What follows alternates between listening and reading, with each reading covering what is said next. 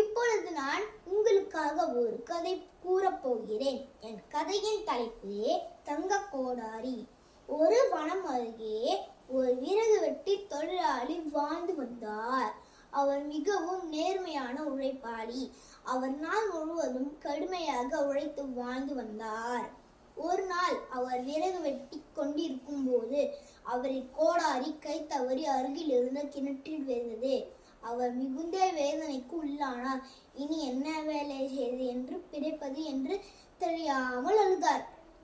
அப்பொழுது திடீரென ஒரு தேவதை கிணற்றிலிருந்து தோன்றி, இதோ உன் தங்க கோடாரி என்றார். அதற்கு அந்த விறகு வெட்டி, இது என்னுடையதல்ல என்றான். தேவதை மறுபடியும் ஒரு வெள்ளி கோடாரியை காட்டினார். அந்த விறகு வெட்டி அதையும் மறுத்தான். மூன்றாவதாக தேவதை பழைய இரும்பு கோடாரியை காட்டினார்.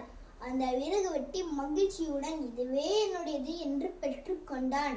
அவனது நேர்மையை பாராட்டி தேவதை 3 கோடாரிகளையும் அவனுக்கு பரிசளித்தார். நன்னெறி. நேர்மை என்பது எப்பொழுதும் நமக்கு நன்மையை கொடுக்கும்.